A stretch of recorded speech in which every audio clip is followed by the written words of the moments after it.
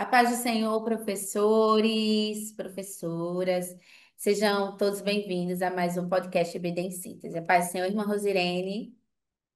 A paz do Senhor, todos os nossos ouvintes, professores, alunos, o Senhor abençoe a todos.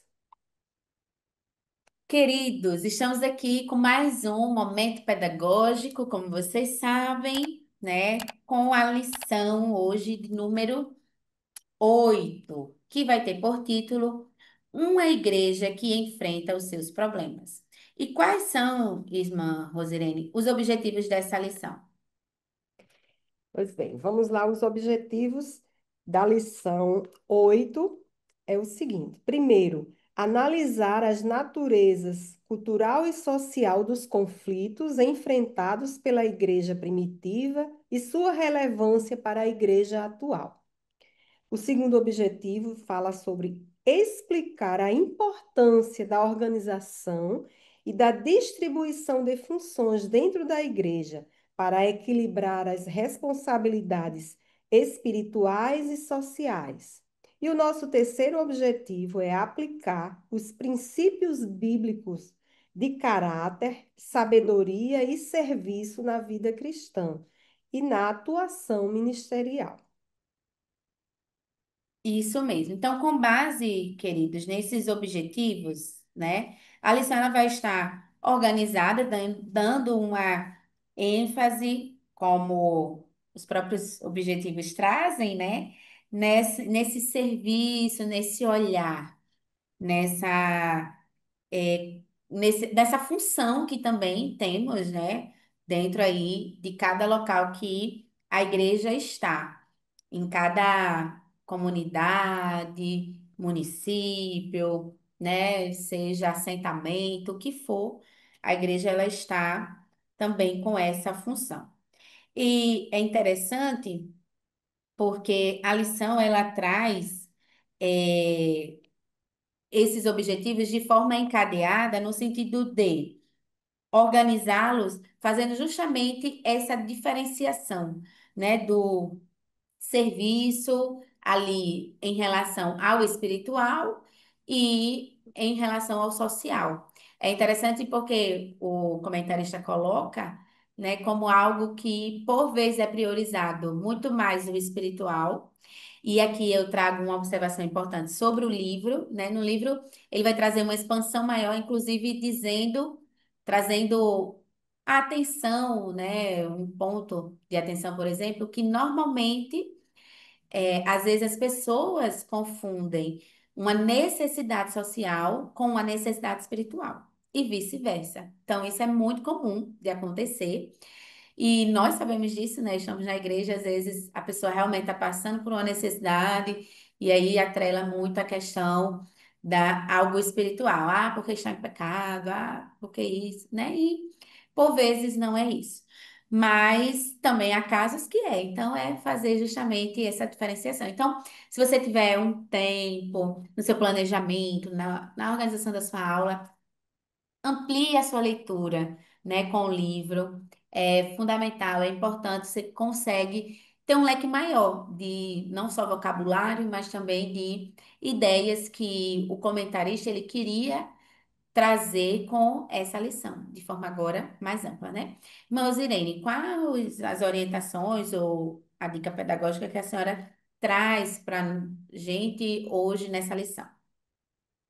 Pois é, só complementando o que você falou, Manu, em relação à nossa palavra-chave, né, sobre diaconia, né? Diaconia é exatamente esse serviço que a igreja tem, né, de estar sempre ali ministrando em relação ao cuidado. Mas também nós podemos explorar um pouco mais o verdade prática da nossa lição.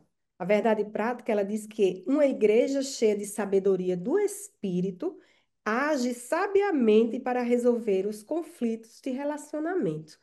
Então, essa necessidade que existe dentro das igrejas, seja ela desde a época da igreja primitiva até hoje, com certeza existe.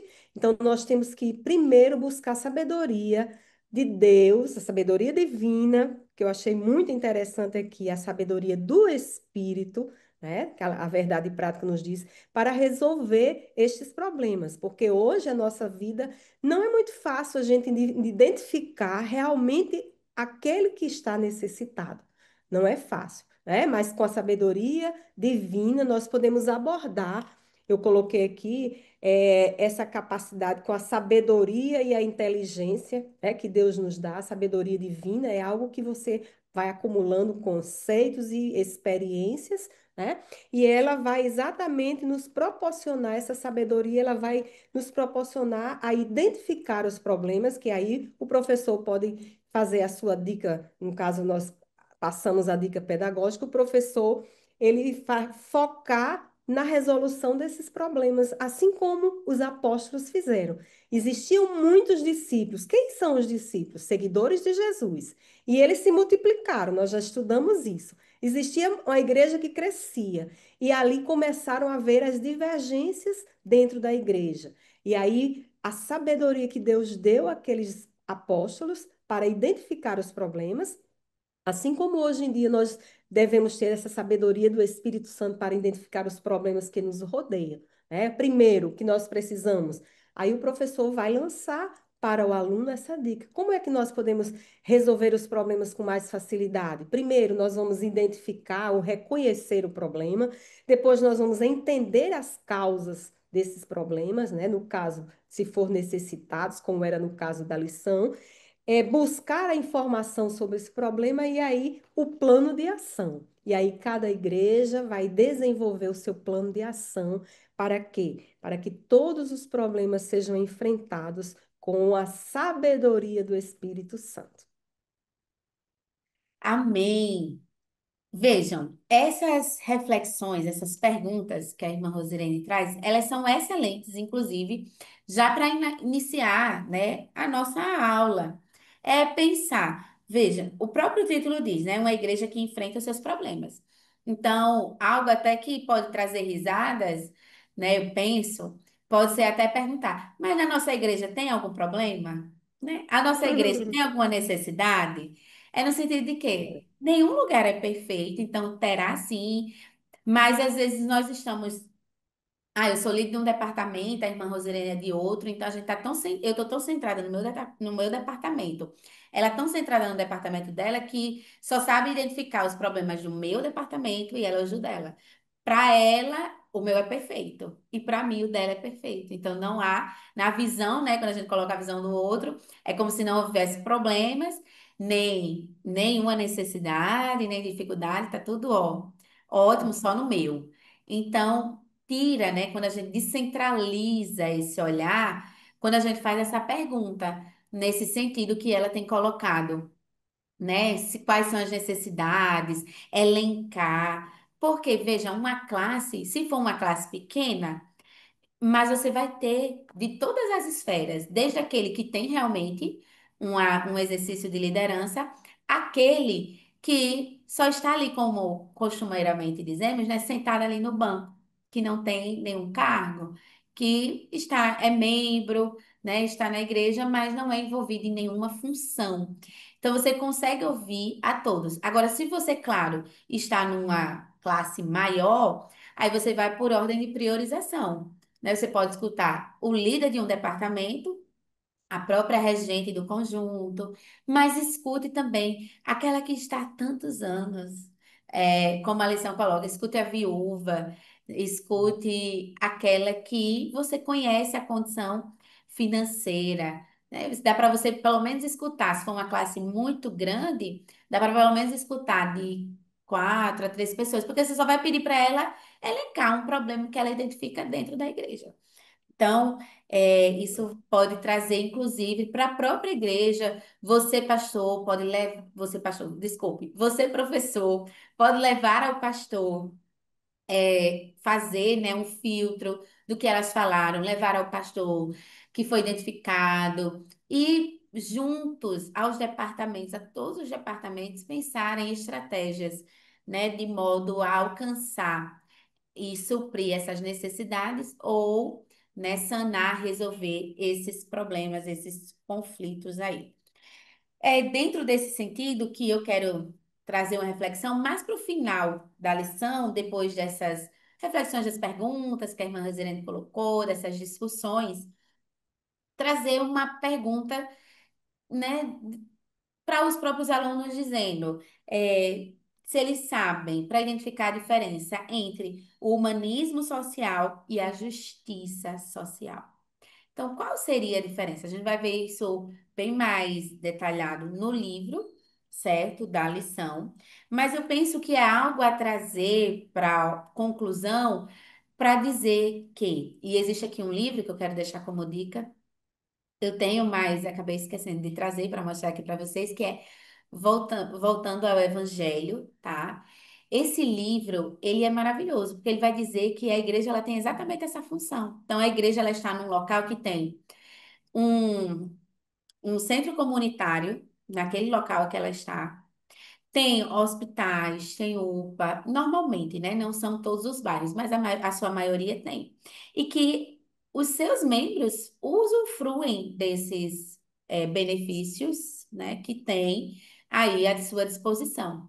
E é se apresentar, seja a liderança de qualquer departamento, ou o próprio pastor ele vem no sentido de dizer assim, olha, assim como a instituição tal, aquela ou aquela outra, o hospital, a comunidade recorre quando há uma necessidade, a igreja também é isso, né? É a igreja estar num local em que ela não passa alheia aos problemas da comunidade que fazer ter esse olhar, né, como a lição o comentarista traz, é não cumprir uma função também para a qual fomos chamados.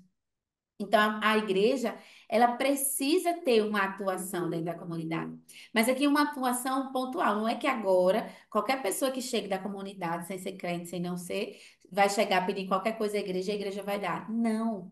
É exatamente esse cuidado. A partir do momento que você cuida da alma dessa pessoa, do espírito dessa pessoa que traz alimento, traz a palavra, consequentemente, essas outras coisas, Deus mesmo vai suprindo para ela. Não estou dizendo que estamos isentos de fazer, mas uma leva a outra, né? Você não vai sair procurando, quem está precisando aqui na comunidade. Porque, inclusive, dependendo da igreja que você, inclusive, professor, esteja atuando, a sua própria igreja pode ser uma igreja carente, né, de periferia, que tem tantos irmãos queridos, amados, que servem, mas que possuem necessidades sociais, né, e tudo mais. E também espirituais, consequentemente. Mas é ter esse olhar sensível de identificar, como a irmã Rosirene trouxe, mas refletir sobre como eu posso ajudar. É como se tivesse com aquela camiseta que a gente vê às vezes no supermercado ou no banco, né? Como eu posso ajudar? Posso. Então, é isso, é a igreja vestir essa camisa de como eu posso ajudar, mas num olhar de justiça social e não num olhar de humanista, né? Social, de humanismo social, não.